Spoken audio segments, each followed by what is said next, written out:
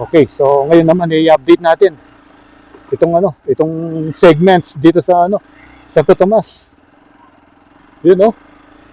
Kasi pag nagdo-drone tayo, masyadong malayo eh. Pag nandoon tayo sa may mismong doon sa may main road ng Santo Tomas.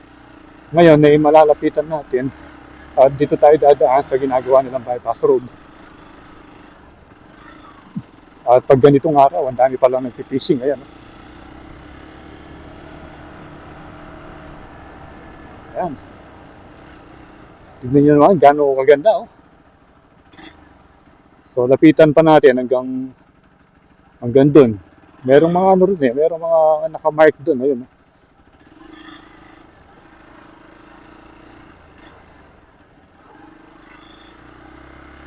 Ang ganda pa lang titigan dito ng mga segments.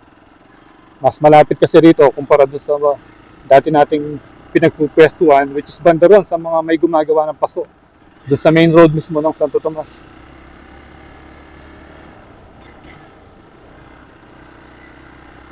Yan na. Hindi kaya malambot yung ano rito. Try natin. Try natin dumiretso. Mukhang ano naman, mukhang matigas naman.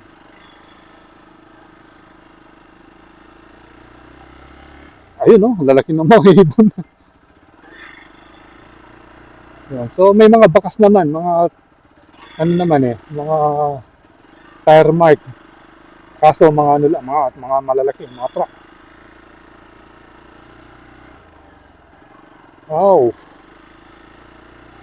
ang haba na. Yan. So hanggang dito tayo.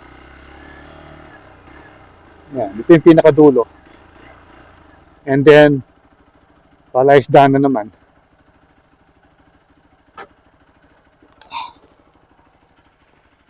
Yan no, ang lalaki ng mga ibon no. Parang mga ano na eh, mga bibi. And then dito, hindi ko alam kung private na palaisdaan ito ano, o kasama nung sa river.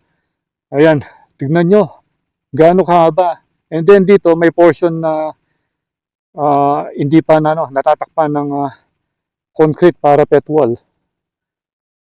At meron pa mga forma doon. No? Yan, parang ito na yung gagawin yan. At mapapansin din natin na meron palang mga PVC.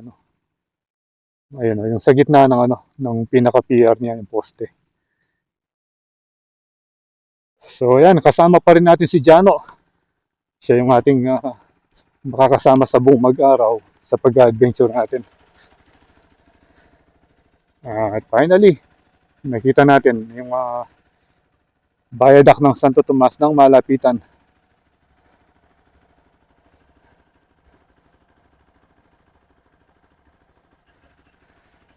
At least, hindi na tayo kailangan mag-drone ng malayong distance para makarating tayo dito. Since dito malapit na. Kaso nga lang, wala tayong nakikita ng dito. Medyo malilim. So, alam muna tayo ng pwesto para makapag-drone. Let's go na.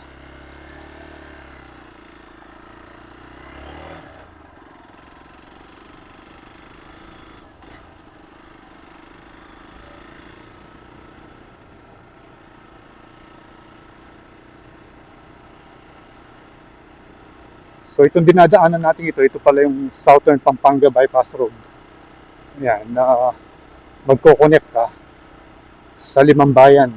Mag-start ng Lubao and then sa Sasmuan, Guagua, Minalin, then Santo Tomas. Yan.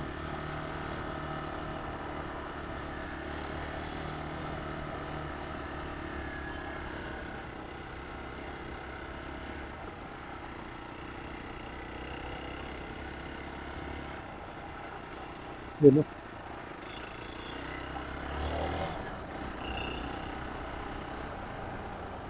ang dami.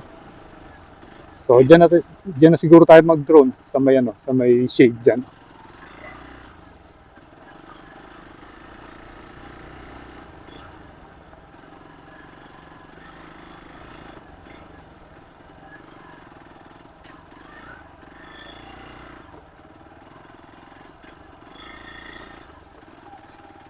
Yan, dito na tayo.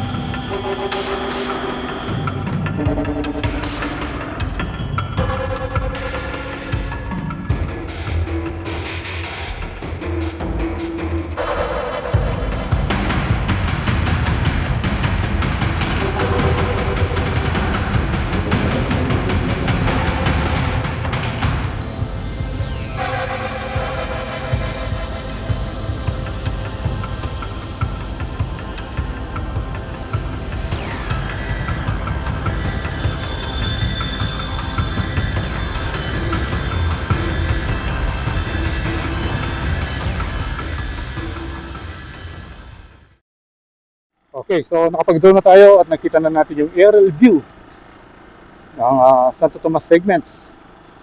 At napakahaba niya.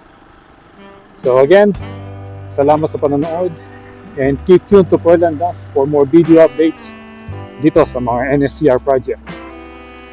So ride safe always, Kabalen. See you when I see you, and Portland Das is signing out.